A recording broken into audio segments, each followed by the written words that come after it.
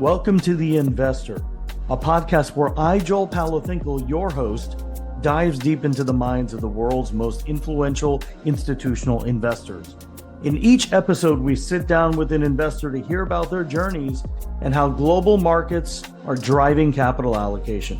So join us on this journey as we explore these insights. All right, we are live on my weekly show. Excited to have on this exciting guest here, Brendan Baker from Ridge Ventures. Got a chance to get to know each other pretty recently. And, he's also just a seasoned investor, just kind of, if you look at his background, worked at Greylock and also worked at a lot of high growth companies as well. So I'm excited to kind of go a little deeper on your background, Brendan, and thank you for offering to share your story with us. I think it's just really exciting to hear everybody's origin story, and we're all going through different paths in life.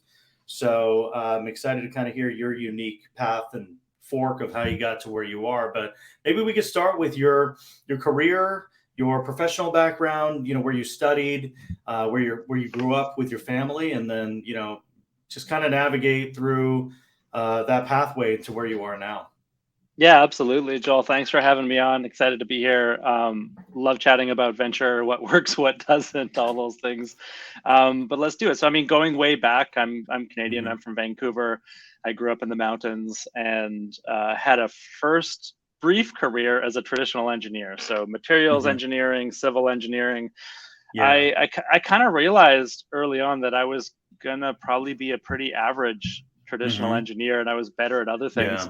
Yeah. At the same time, I was doing in parallel a lot of sort of aid and development work in sub-Saharan Africa. I lived in Ethiopia and Senegal a few times and was really passionate about that.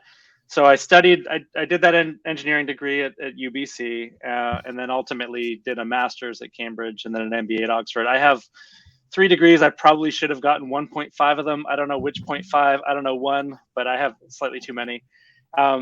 But I went back to school to figure out sort of a way out of the engineering and hunting for how you build things, how you build, take ideas into things, small things into massive things, whether it's a nonprofit for impact or whether it's a company for profit. I was always chasing that.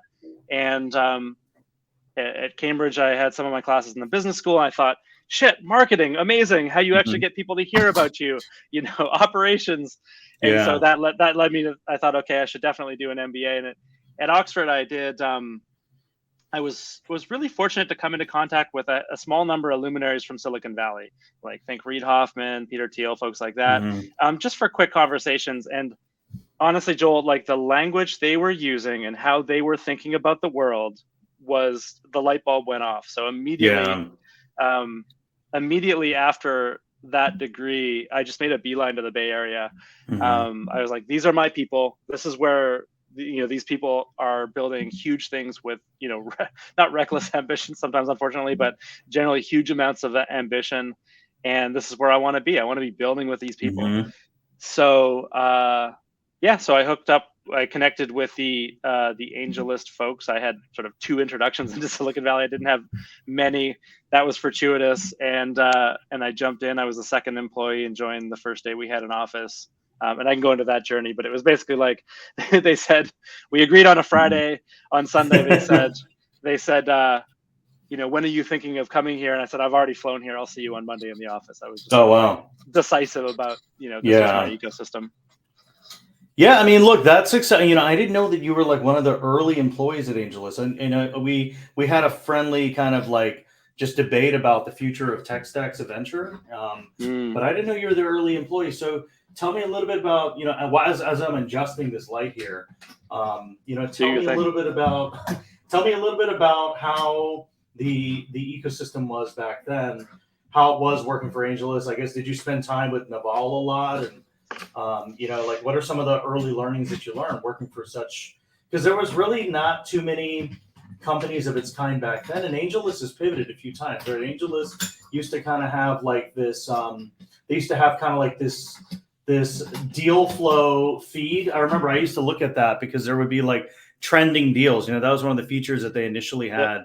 And that kind of pivoted into like what it is now. But just maybe unpack that for us in terms of like that experience as an operator working for AngelList. What were like, whatever you're allowed to share, and who the leadership was there, and maybe some nuggets of wisdom that you took with you to kind of go to the next step after that. Yeah, I mean, it was totally fortuitous. I mean, the reason that I made the bet on them versus sort of the one other option, which would have turned out to be a good option actually too, but the reason I really wanted to work with them is that I figured that they were at the center of one of the centers of the ecosystem, and they were really thinking about how venture should become more modern and what can mess with the model. And that's something that I've been very passionate about over the past decade, is how do you build modern venture, and what does that look like, or what are the forms that can take? So yeah, it was early. I'll digress very briefly and say, as I was finishing at Oxford, I did a little bit of research, and my research was on the emergence of seed stage venture capital, which was really early. Like there were, if you look at PitchBook, there's a few hundred deals in 2009, 2010, 2011. Like it wasn't a standard stage like it is now. So that was ahead of its time. And I was landing in a place where mass syndicated rounds, like collecting a bunch of investors, was kind of a new thing. I mean, not really new, but in this form. And then the efficient connecting of investors and startups was, there had been versions in the past. Some of them had worked, some of them hadn't, but this was the first real out of the gate modern version of that. So if you back up and think about the AngelList team, before AngelList, they spent 4 years writing this blog on venture capital and fundraising called Venture Hacks. And it was a good freaking blog. Like I still point people to their content a decade later because a lot of it's timeless. It's still relevant, It's amazing. And they had, I think, 40,000 or tens of thousands of subs. They did a really good job. And they were really thinking about it from a game theoretic point of view. Like, how does a founder build this system to successfully fundraise? And what are the incentives in that system? And what are investors doing, et cetera, et cetera. So they came from that basis. They had a lot of knowledge. And the other thing that I think that Nivi and Naval, the two co-founders of AngelList, had that is rare and is required to tackle this market in the way that they have, is I just see them as fundamentally a combination of insiders and outsiders in the industry. So they had successfully built companies, they had successfully invested, for example, like angel investor and Twitter, et cetera. So they were insiders, they understood it, but they also didn't think that this was the end state. Like they weren't brought up in this apprenticeship associate model of venture capital who thought that this was the only way it could be done. So they had both of those, and that allowed them to build this platform. To get to your question, I mean, first day we had an office. We had a one room office with 4 of us. So yeah, I spent a lot of time with Nivi and Naval and Brandon, who's gone on to found Instacart. So it was a good little room to be in. But essentially, when I arrived, we had, I think, a few hundred investors, maybe. Actually, it was less than that. It was probably sub 100 investors on the platform, and we were getting a dozen pitches a day, something like that. Our tech stack was literally a Wufoo forum on a WordPress blog, and we were making introductions out of Gmail. That was our tech stack. So what was the innovation? So back then, right? Like when you think about like venture back then, you think of like, Don Valentine and, the OGs from the Valley. So what was the so you talked about some of the feature set, but what was considered innovation? Because that's changed now, right? I mean, I don't know if they had all the syndication and the fund admin back then, but what was kind of like considered innovation back then when you joined? So it's a good question, Joel. I think the best answer I can give is it was the efficient connecting of investors, the initial innovation, and there have been a bunch actually. I wouldn't characterize AngelList as having pivoted. I would say they've built layers of value on top of this core basic thing that we were doing back then. But I would say the innovation was the efficient connecting of investors and startups, where startups didn't have to walk through investor networks and take coffee meetings and figure out who was a match and vice versa, in a very industry aware way. So I'll say it briefly and we can go down this path if we want, but a lot of people have built websites with a button where you can sort of like push button to meet startups, push button to meet investors. And they by and large fail.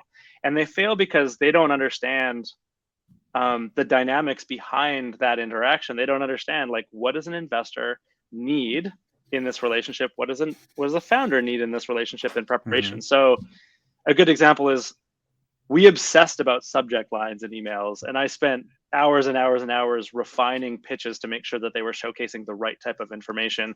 We knew that we had 20 seconds with an investor to get them to read a pitch and review it, and that the currency with them was like really trust of the quality and their time. And we had, a founder would probably take 8 hours to dial in their pitch. And so if you didn't understand, and we understood that social proof and social capital is one of the currencies of our ecosystem. It's not just an economic economy and a technology economy. Like, you have to think about the influence of these people. And so if you understood all those layers and incentives below that button on the internet, then you had a shot. And if you understood how to attract both sides of this marketplace, I mean, it's kind of a marketplace problem at the beginning, then you can get to a critical mass to have this system that starts to spin up in itself.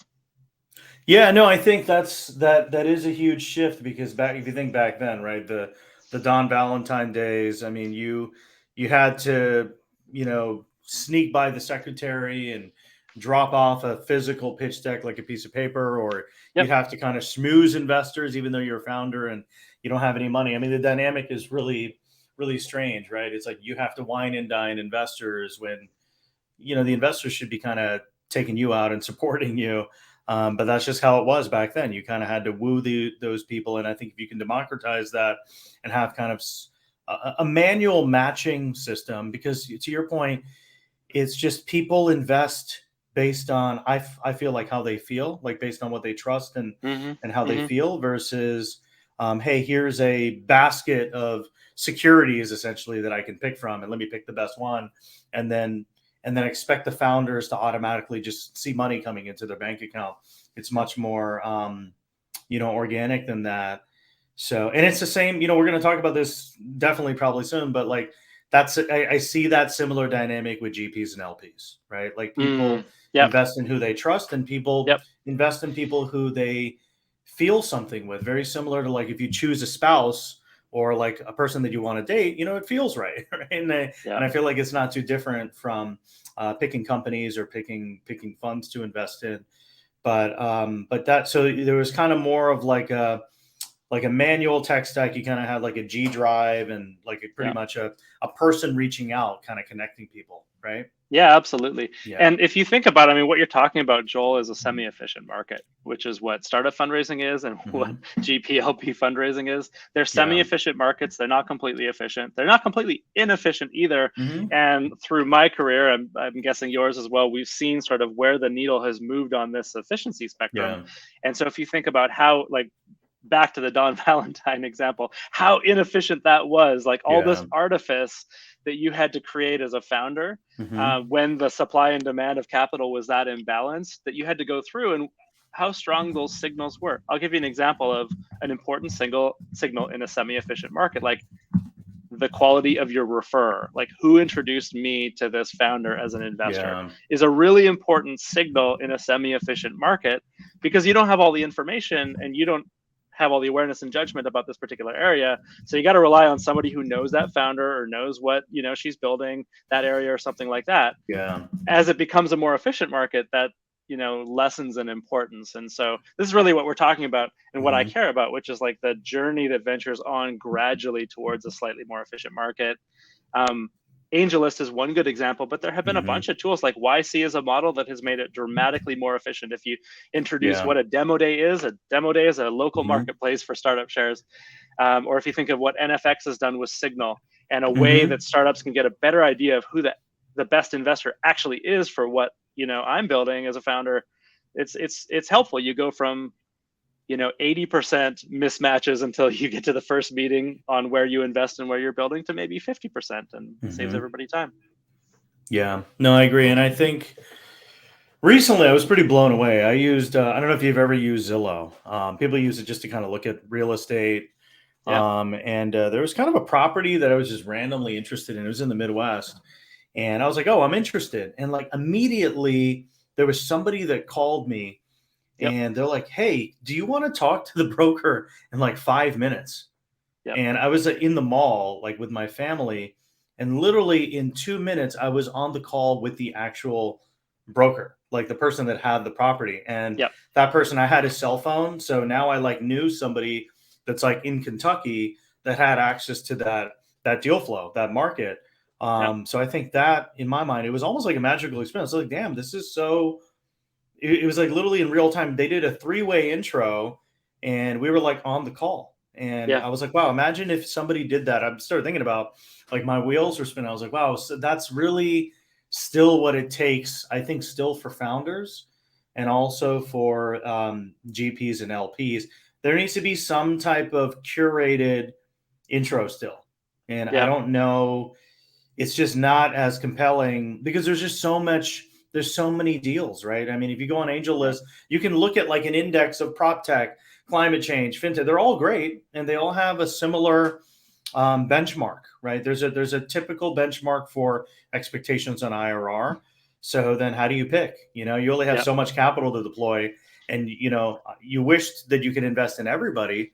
So how do you know what is the signal to actually pick the right one when there's so much selection? And it's the same thing with dating, right? Like, think about like dating, like you're on Tinder, there's so many dates, there's so much selection, and you're never happy, right? I agree with all that. So there's like so many frameworks, but so that was the first step with AngelList. So it sounds like what was your role there? You're doing like product or like business development? Everything? I landed and we didn't know what I was going to do. I said, I'm going to show up at your office because I love what you're doing, and we're going to, I'm going to figure out what to do. I think we called me the deal flow manager or something like that. But essentially, I worked with Nivi and Naval, mostly Naval, to screen 8 of the first 9,000 pitches that went through that platform. And then ultimately, it was just me screening dozens to hundreds of pitches a day, and then working with hundreds of, I think, 300 to 500 founders, dialing in their pitches and then making connections. I was like the market maker essentially early on. As the team, they had an engineering team, or we had an engineering team that essentially built up AngelList around Naval and I into what it is today. And I mean, you spoke about judgment and deal filtering. We were the sort of the point of judgment in the flow. But what they ultimately built and have become, which was the plan, was a distributed network where the judgment is happening sort of within that network among investors. Like, Joel, I haven't seen a model yet that we're starting to see some, but generally almost all venture models have relied on some human judgment somewhere in the system. Even if you build predictive models and you structure that data, you're usually sort of capturing some human judgment in your structured data, like First Round Capital led this deal, so it's a good one, etc. So that was me, and that was Naval, and then it became everybody on the platform as that platform matured.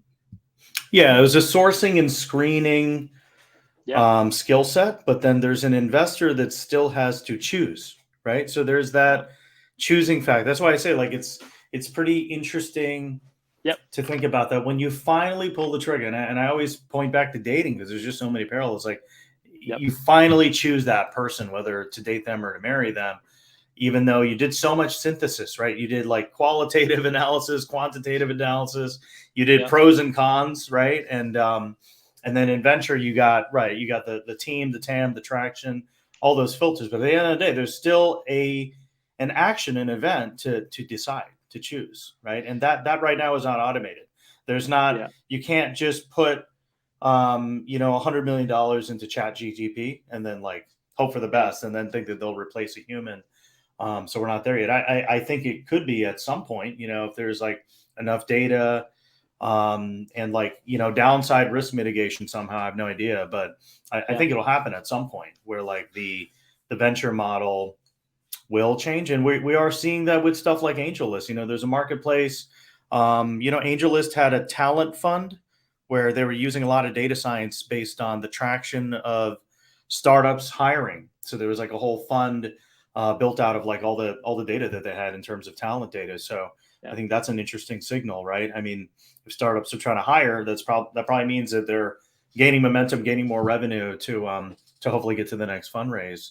So, and then one thing I want to talk about is like, I see Naval as like this mythical creature, like when you watch some of his YouTube videos, he talks about happiness. He talks about like time boxing your life where like, hey, if you don't make if this does not lead you to something that allows you to earn $10,000 per an hour, like don't do it. He has like all these crazy decision models. So I just want to hear like any nuggets or pieces of wisdom that you took away from him? Because again, I just see him as like just this just magical person that has so much wisdom. Like it's not even about venture or tech, but it's also just about life. You know, I know he's read a lot of philosophical stuff, so there's got to be some stuff that fed into you that inspired you from that.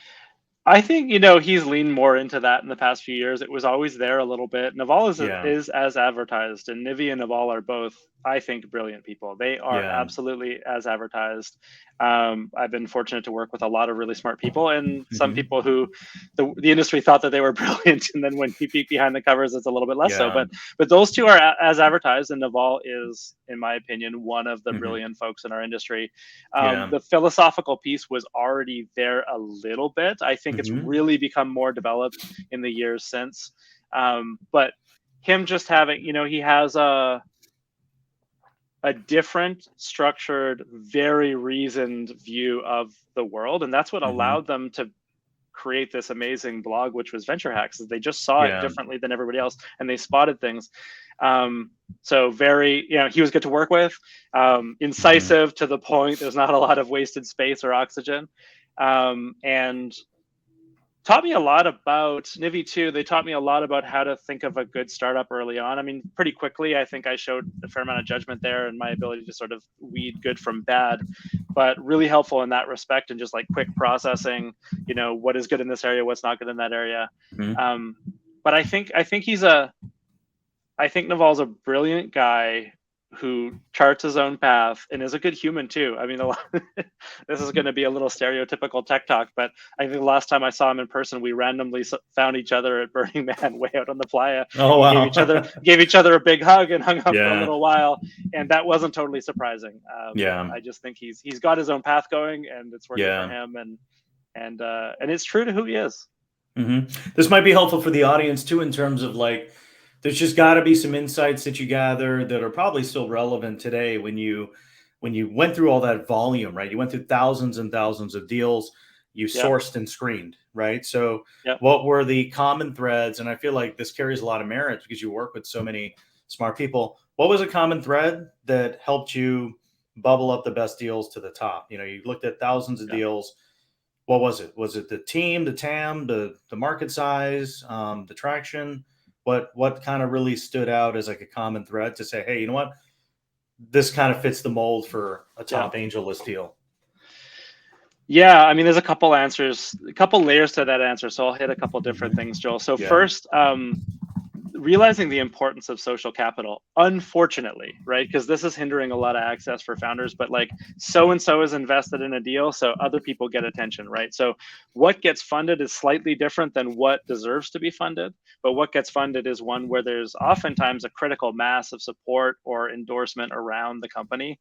So thinking really carefully about that, and that's why people care about who's on the early cap table, who their advisors are, how strong the referrers are. Unfortunately, that still continues today, and it was something that the AngelList crew realized, but the rest of the industry didn't. There are some signals when you see when you see literally thousands of pitches and up to a couple hundred a day, you absolutely see signals of quality. So I don't know if this would work now, but what we had was structured pitches, and they were, call it, a couple dozen different fields. And one of those fields that was an incredible predictor for me of quality was, how will your product reach the market, or how will your product reach users? I can't remember the exact phrasing. I would say essentially 100%. Now we know it as distribution. Like we have more knowledge as an industry, but back then there was a little bit less so. I promise you 90+% of pitches said something like, our product is so good, people will come to it. And that answer was an indicator of sophistication for me. Like, do these people know what they're doing? Do they know that 95% of companies or more need to work hard to get to their customers or their users? And so the 5% or 10% who had a good answer to that were ones that I wanted to look at more deeply and then think about more deeply. So how did, like, back then, right? I mean, was this the 90s? So we didn't have social, we didn't have mobile. So was it mostly like, what were like people's growth hacks or like growth strategies back then? Was it like newsletters, like physical like ads in the newspaper? Yeah. Like talk about that. Yeah, this was 2010. Okay, it's not that And bad. so it's not that bad. So we had mobile, but yeah, No, we had an iPhone. there's no newspapers. Yeah, we Yeah. had we had iPhones. Blogs Yeah, I were was picturing you working there like in the 80s or something. So, that would so, be so yeah, that's why I brought up like Don Valentine. I mean, we was probably in the 70s. I mean, don't check me on history, but yeah, so cool. 2010. So we had the iPhone, right? So Yep. there's some data and some stats.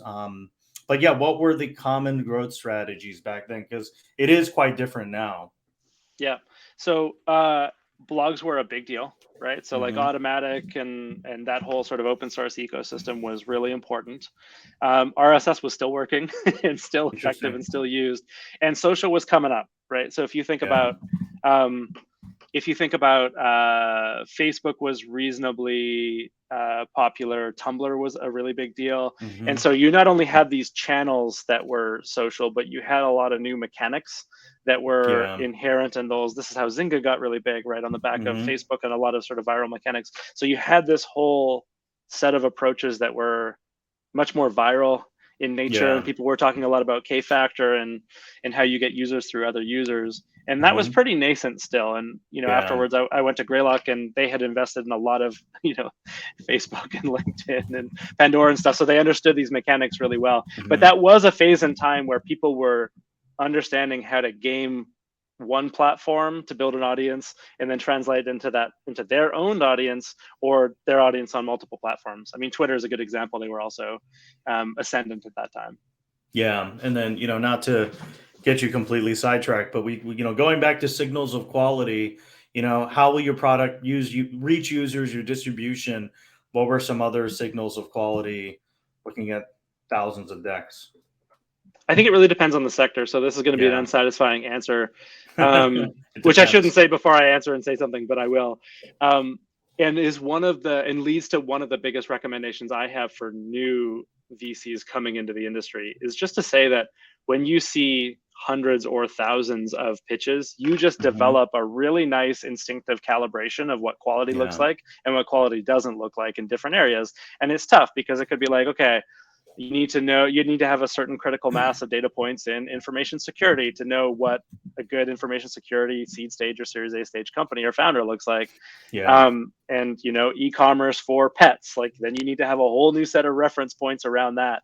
And so I advocate for both, for new folks coming into the industry, understand where you're hunting and make it more defined than just generalist. I think we're kind of moving out of an era of generalist venture capitalists, and also just see as much as you can really early on to develop that calibration for quality. That's the best I can do.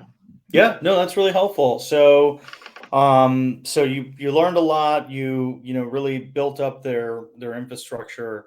And then, we all know where AngelList is today, one of the market leaders with community and just connecting people.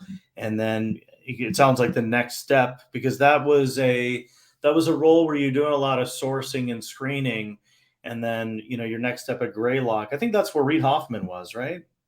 Still is, yeah, Yeah, so he's still there. So that was Reid Hoffman's fun. So, and I think we talked about us both knowing Chris Ye. Chris absolutely. Ye, wrote the book Blitzscaling. So Chris Ye has grown to be a good buddy of mine. But with Greylock, what was the transition in your role? So were you still doing a lot of sourcing and screening? How did your role kind of evolve into that capacity? Because that's also a tier one fund.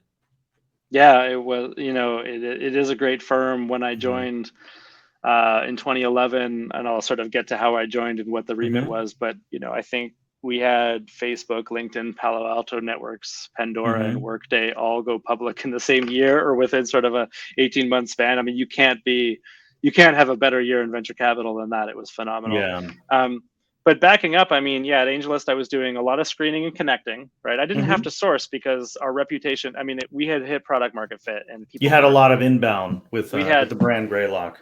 thousands of Yeah. people on both sides, investors and Hmm. startups wanted to work with us.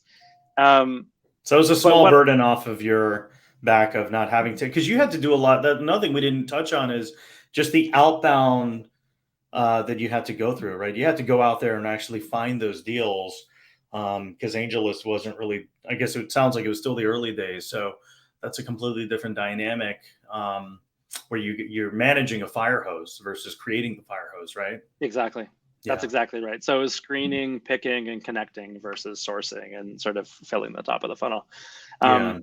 So what I had developed with my research coming out of Oxford and at AngelList was a really strong set of opinions that venture Mm-hmm. capital is changing and is becoming more modern, is using product code, data system process research to basically build these embedded advantages within venture capital firms. Mm-hmm. And that's what I care about. I enjoy investing. I love it. It's a super fun part of my job. I love working with Yeah. founders, but I really also care about how our industry becomes a more modern version of itself over the next decade. So that was the mindset that I had. And I think the conversation, I was recruited into Greylock by John Lilly and James Slavitt. And I think the conversation was something like, I think the industry's changing and Yeah. you all might be in trouble. And I think their answer was essentially, we don't totally believe you, but you don't seem like a total crank. So you can come in and have an office, you can start thinking about this. And I did. And I started experimenting and poking around and ultimately hired, analysts and engineers and built more of a program Mm-hmm. to see how we could use data, code, process, and research to get some scale and some visibility into mostly top of funnel sourcing, Mm-hmm. that we didn't have before. And 2011, 12, 13, 14, it was pretty early in that. Now you see more models of interesting firms doing that. It's a little more common, and a lot of the stuff that we did within Greylock, like company tracking, talent tracking at scale, et cetera, have been done more publicly or by other firms Mm-hmm. since. So that was the remit, was to work on top of funnel. And another legend at the firm. So Reid Hoffman, he talks a lot about distribution. I forgot the name of his conference, but he wrote the book Blitzscaling. So what Mm-hmm. are some big learnings or wisdom that you gleaned from Reid? I mean, I'll lump a bunch of the partners in instead of talking Mm-hmm. about Reid, Oh because yeah, that's great. that was a place. I mean, Reid, I Mm-hmm. have huge amount of respect for. He's a fundamentally good human. Mm-hmm. He's also brilliant. I'm not just saying this about people to suck up to them. I mean, It's like a huge love fest live on LinkedIn. I mean, yeah, I don't mean that. I've had the Yeah. privilege of working with some really smart Mm-hmm. people and being in the same room with them and learning from them. Reid follows his passions. He follows his curiosity and instinct. He's good to people. Like, fame, power, whatever hasn't changed that at all. And he's always thinking about what the next wave is going to be, and he's always thinking about impact. He cares about improving the world in a way that is not non-existent in venture capital, but a smaller set of folks do that. Mm-hmm. I loved working with a bunch of people there. I'll drop a couple names, but I mean, many of them were fantastic. But I learned a lot from John Lilly.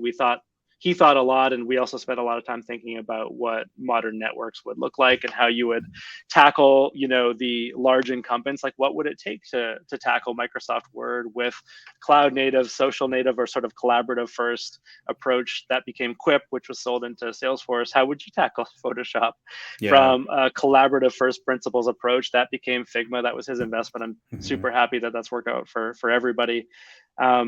So I learned a lot from John, learned a lot from David Z. I mean, one of the things that David is really good at is really understanding what 2 or 3 things matter for a given investment decision, and not trying to fill up an investment memo with equally spaced sections on team, market, traction, risk, etc. Like, what are the 2 to 3 questions that actually matter here? And David was exceptional at that. But I learned from a ton of people there. It was an incredible place to be working. Do those 2 to 3 questions those 2 to 3 questions that get extracted, do those vary based on the company, or there are a couple main heavy hitters that are always relevant with any kind of deal? I guess if there's 2 to 3 questions that you're asking yourself or even asking the founder. I think you can do the basics pretty well in venture and say, okay, the buckets are team, product, market, traction, in maybe a 5th bucket, and really inspect those. And you can get to like a 6 out of 10 pretty easily that way. But I think really asking the questions, okay, well, what does product mean if you're tackling this type of market with this type of customer? They're going to buy in this way, and the competitive dynamics are, A, B, C. You have these different players. How do you have to build a product differently or be on a different product path versus something that is, the easiest example is like PLG, product-led growth, attempts versus something that's top-down enterprise sales. They're just going to be a very different initial product. And if you have a mismatch in your teams, like one of them, a team thinks about the world from a PLG point of view, but it's in a category where an enterprise sale really makes more sense. You need to know that, and you need to have that opinion about how to think about the product in that context. And so it's a little more than just having these buckets. I think it's understanding or having a strong opinion of what the success path of a company would look like, and then what are the risks and what is unproven for this early stage company, and how do you start to tackle and assess those questions. Sure. Okay, so you built a huge track record, I'm assuming, from Greylock, built some really good industry experience, and then just kind of tell me what happened after that. I kept what were the working. next career steps? Yeah, I mean, I kept working with other firms for a while as sort of an advisor, working with firms like Wing and 500 Startups and Hone. Yeah. Earlier you mentioned models that tell you to invest or not, and that being the future. I mean, I can tell you that's actually worked already because I built some of that stuff in the industry. Yeah. And so in corners of our industry, you can build machine learning driven models that probably can auto deploy, and I've done a bit of that. But ultimately started working with Alex, my partner at Ridge, now 4+ years ago, tackling sourcing, and then that quickly became a conversation about, would you like to join full time as a partner and really contribute to building, the next generation of Ridge. Yeah. So I mean, that's a pattern I've been seeing too. So there's two big forks that I've been seeing with VCs, especially technical people. So I don't know if I shared with you earlier, I'm also an electrical engineer, worked in product for some time. So those kinds of people, it's really interesting. And I was kind of mentoring somebody a little earlier because there was a whole concept of like the jack of all trades. And I think that's still great because you can kind of jump in. You could be like an Elon Musk, right? You can like one day launch a rocket company and then later launch a brain control company. But I think what's also really interesting is if you're like a double or a triple threat. So if you're good at product, but you're also good at explaining the product in 10 seconds, like those two combinations are not always easy to find. And then, maybe another one for engineering is like if you're good with engineers, but you're also great with customers, right? Like those two or three like power skills that normally it's like 3 or 4 people you'd have to hire, but that person, because they have those two skills together, it's really interesting. So like VCs that kind of come from like a tech or product background or were builders, I'm seeing a lot of them use AI to build their own CRMs. They're building their own databases. They're integrating in with Zapier to automate things. So I've been seeing a lot of that too. So maybe you can share some thoughts on that, or kind of what you've been seeing in terms of the building process.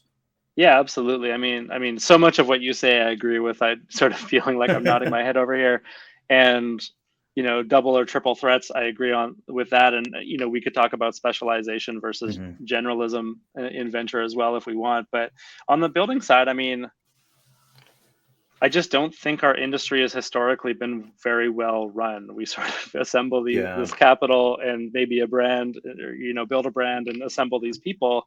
And there's just not much infrastructure or system to it. And what I really care about, and I'm kind of agnostic about the way you tackle it, honestly, I think there's a couple dozen models that can work very effectively in venture if you execute the crap out of them. But what I care about is building an internal embedded advantage and making parts of your venture work systematic, right? And so, we deal with a lot of code. We deal with a lot of data. We use a lot of data at Ridge, and we're not the only firm that does that now. It's still not the majority of firms, but there's a growing set of us, and we do all that, and it's effective. But I care just as much about how we make great diligence systems with processes that are highly systematic. And I care about how we win at an extraordinarily high rate the deals that we seek. And neither of these things are particularly code-based. Like we've written a little bit of code to automate parts of that, but it's much more like how do you build a process, code, and human system to tackle this again and again and again. And we win, we win over 93% of the deals we seek at Ridge, which is a really high number. And we do it in a bunch of different ways. And so I think about all those ways and how they stack to build advantages. And, another good example is we have we have something we call the Ridge Revenue Network, which is 330 plus VPs and C-level buyers at Fortune 1000 companies. And this is not completely anomalous in our industry. Like other firms have versions of this. I can't think of another firm that does it quite as effectively and accountably at the earliest stages as we do. We track the crap out of our customer intros. We did somewhere between 300 and 400 intros last year. We have quotas for different companies. We're going to send you 25 or 50 customers this year. We have a dashboard we look at every week. We capture every single introduction. So when you can build that value and build that embedded advantage and then communicate that to a founder with a lot of confidence, with a lot of accountability, and with a lot of evidence to back it up. Like, we're not just saying we're going to send you customers, like, here are examples of where we've done it and here's what our quota is for you. You can win more deals and you can become involved with more great companies. And so what I care about, I love the code and data stuff, but I care about how you build these unfair, like these systems of unfair advantage within your firm that a team works really closely with. Yeah. So I think I totally agree with that. And I think when you're building alongside the founders and you're telling them, hey, you know what, I'm just like you guys, we want to back you guys, but hey, we're also builders too. We're building software. We're processing petabytes of data. And that's kind of a different type of venture firm, right? It's almost kind of like building a data company or a B2B SaaS network within a firm, which is typically unheard of, right? I mean, most venture funds, these people are busy, going to every single founder event. But if you can kind of like sound a little different and actually do something different and function like a data company, that's essentially how you're going to get edge. And then the other piece that I've been really, really passionate about, seeing so many emerging managers through my platform is the community aspect of it. So people, so this is a big takeaway for me, and this is actually driving me to think about a rebrand. People don't really people love Ridge Ventures, but who they really love is actually Brendan, right? Like, there's the best brands now, and I think that's going to continue to happen in the future, is a human, is a person. So when you think about like Mr. Beast, I actually met somebody that ate the Mr. Beast burger. I didn't go to eat his burger because it was like a 2-hour wait. And I know somebody that ate the burger, and it was like, it was worse than Shake Shack. So Shake Shack, in my mind too, maybe I'm a snob, but I don't think their burger is like that tasty. It's okay, but like if it's just as good as Shake Shack, like I don't think it's that amazing of a burger, but it's magical because it's like Mr. Beast's burger, right? And he's built this huge community of people that believe in what he's doing. They believe in his mission. And you see that now in venture with a lot of the funds building huge communities and networks on on Twitter and now on TikTok as well. So I think when you have that, you can build franchises, you can sell different products. I mean, we see Kim Kardashian launching her PE fund. We see Gwyneth Paltrow really, scale out that Goop brand. So I think that's really powerful, where like the brand of the fund is actually the person. And then if that person moves on, that brand still follows that person versus, hey, you know what? I was at Sutton Capital for some time, and then I launched, Beach Capital. You don't kind of have to lose that portability of like you being tied to that. And same thing, like, I mean, SpaceX, Tesla, it's all Elon, right? So like, it's kind of the same thing. So I don't know what your thoughts are on that, but I think for me, that's my thesis with the next step of venture. Like, if you already have the community, it's much easier to build a technology, especially if the community really resonates with your mission. If you can you obviously have to build a good product, but it's much easier to have the community that really is following your mission. And then, they're using your product because it's much easier. And that community lives there versus like building the product and then saying, hey, you know what, like, we're going to build this product. It's going to cost us like, $500,000 to build the MVP. And then we're going to do a bunch of Facebook marketing to hope that we'll get some users, especially with the rising ad cost. But like, that's my thesis. I don't know if you like what your reaction is to that on community. And like, and then let's also talk about like the fund and LP ecosystem, kind of where you see that too. Yeah, let's hit the community one first. I mean, there's a lot that I agree with what you're Hmm. saying. I would say the caveat is I think that there's a couple dozen different models of venture that can work effectively and win. Yeah. And the community oriented ones are probably like a quarter of that bucket where people are really Hmm. leaning into it. I mean, it's Yeah. always been the case from Valentine on that reputation Hmm. precedes investors, and brand, what we all call brand, is Yeah. a big thing for investors. So that's not a new thing. I think the Hmm. social media piece has helped a lot, a new generation, a certain Hmm. portion of the new generation really build their brands and followings. But I think a lot of like we don't have the loudest voice at Ridge, and we don't have the Hmm. most well-known brand. But if Yeah. you poll our near network community, I think the NPS is really, really high, which is one of the reasons we win a lot Yeah. of deals when we sort of Hmm. connect folks with other folks to reference us. And so, and I think you have, especially in the more, call it, boring areas of, software, enterprise, or company building, Hmm. you don't have these loud public social media brands. You have Yeah. a lot of people who are incredibly well respected Hmm. by the people who know. So I think there's different layers of that, and what that sort No, of that's a good point. following influence brand can look Hmm. very different. And I think I've been super curious to do a quick analysis of like the most public people on Twitter and their returns. I Yeah. don't have that data, but I would love to see Hmm. that analysis, and I'm not sure what would show up. Yeah, But no, it's a good point. I think the performance is really the meat and potatoes of, like, obviously if you're delivering value to your LPs. And then I think another data point or another column to add to that too is maybe like capital raised, right? So sure, the reputation, like when we got like 20 VC, right? yep, Um, we've got that person raising, couple $100 million in capital. But then Greylock is, especially when that got started, I'm sure they were not like the loudest social media influencer. I mean, I don't see Reid as that type of personality. So more quiet and conservative. And it's actually really hard to get access to be able to invest in Greylock, I'd assume, because it's a oversubscribed fund. So to your point, yeah, I mean, the community can also be driven by the well-known reputation of that person, which causes oversubscription, yeah. essentially.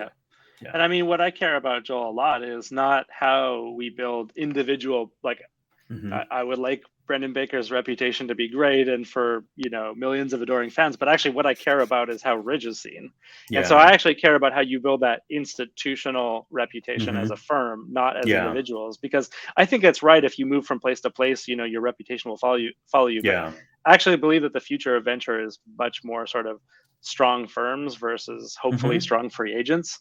Yeah. And you see, it's interesting. You see a lot of firms like Ridge. We tend to do really well if people sort of inspect our reputation at close Hmm. range. Other firms I think are really interesting. One that is relatively new and has done a great job is Better Tomorrow Ventures. I Yeah. think they just have an inherent ability Hmm. to build a great community. They're kind of near the early stages of that journey, but Hmm. the way that I think those two interact with their ecosystem is, Hmm.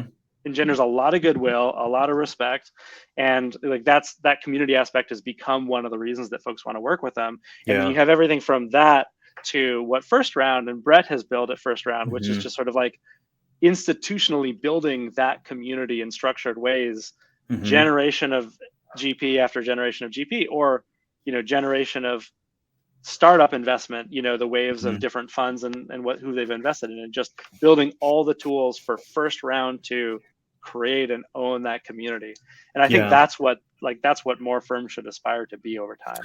I think that's a good point. And I think that, what you described is essentially what everyone should be graduating into.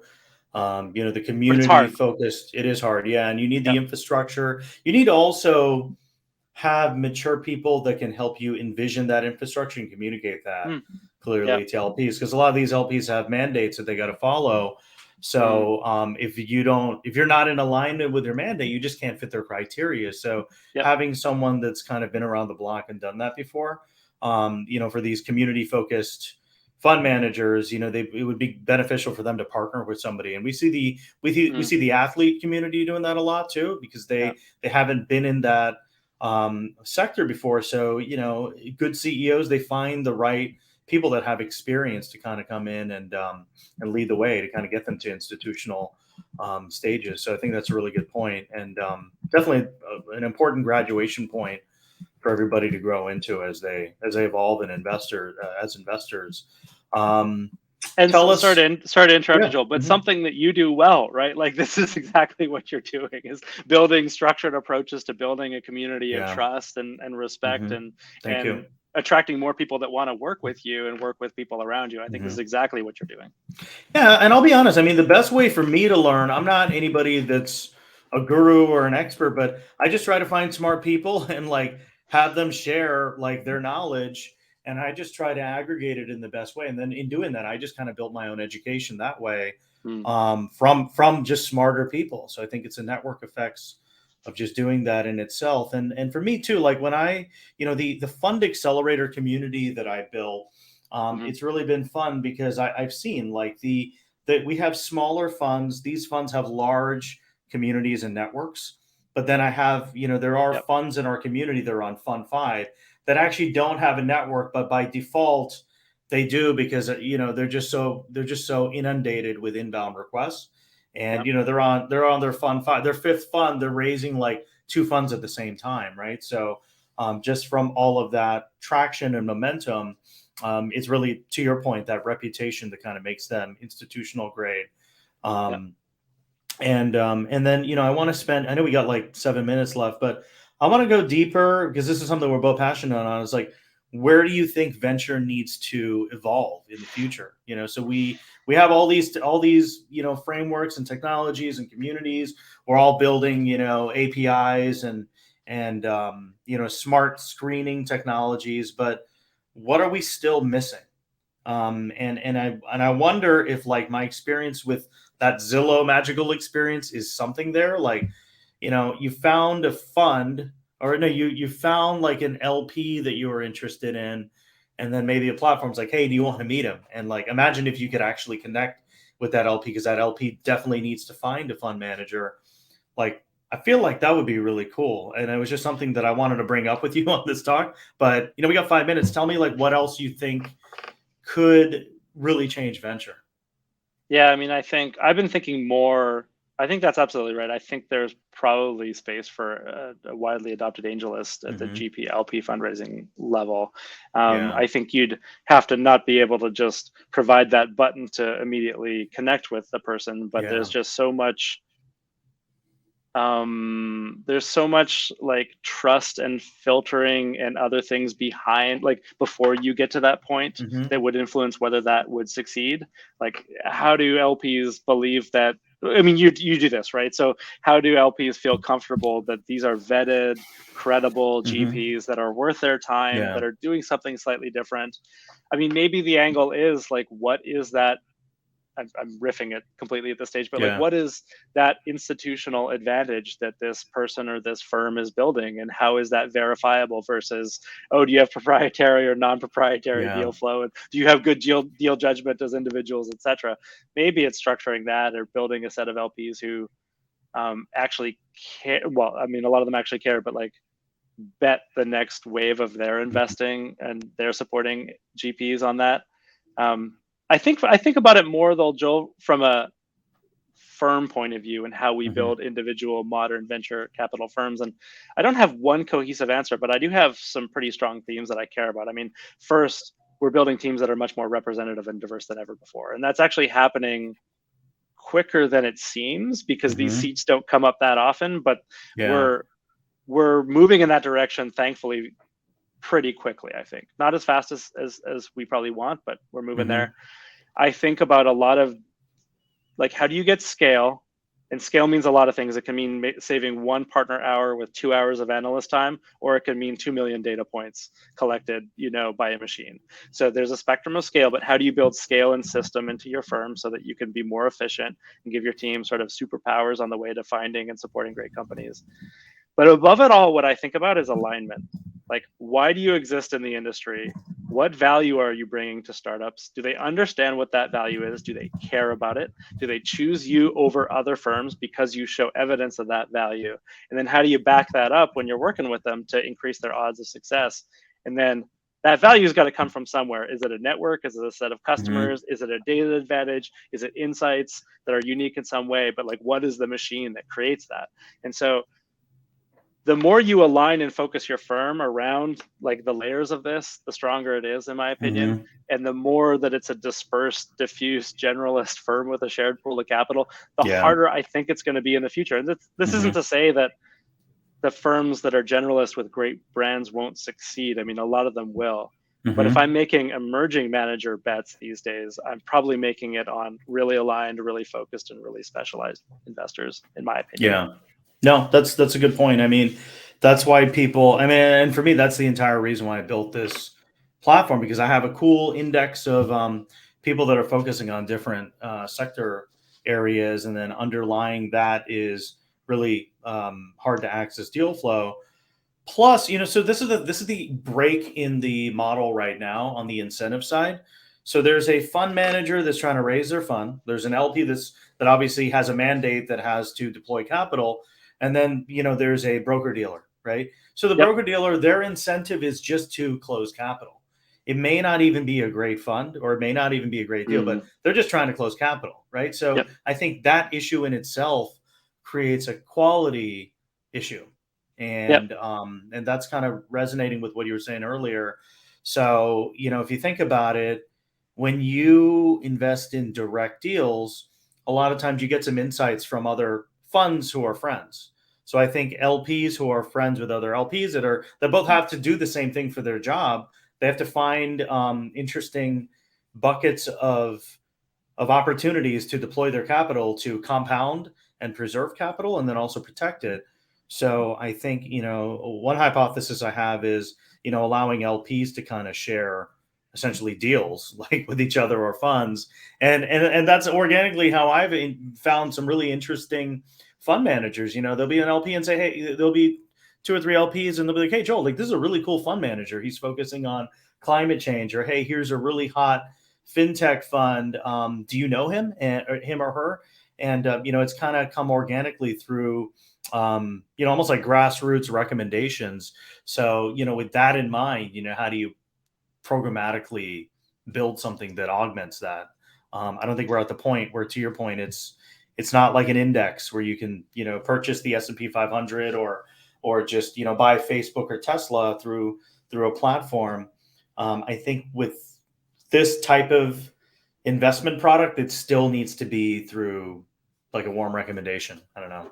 I think that's probably right. And look, there's other stuff that comes out of those recommendations, like how does this manager treat your capital? Do they treat it with respect? Do they report well? Are they fair and reasonable in their valuations? Like, are they treating your capital the way that you would like it to be treated? And these things don't come through in Cambridge Associates, benchmarks and whatnot. And so there's still a lot of information that you get from other LPs. I do believe there's a future out there where it's a little more efficient, and I admit I don't really know what it looks like yet. There are some platforms that are now building some qualitative reviews, but then I think the challenge also is, like, how are they getting incentivized? Like, do they get incentivized if a fund signs up and then they write a nice review about the fund that paid them? So I think the incentives, those are kind of things that we'd have to we'd have to have a whole workshop on this. If you actually do want to do something like this, that could be kind of cool. But anyways, I know we're at time. And Brendan, this hour flew by. So definitely a lot of crazy stories that I did not expect. So, super grateful for you taking your time out. I know you're busy. And, hopefully we get to catch up soon. Really appreciate it. Yeah, this has been a super fun conversation, as expected, Joel. So thanks for having me on. Yeah, likewise. Well, take care. Have a good weekend. And everybody else, enjoy the rest of your week. Take care. All right. Take care. Bye.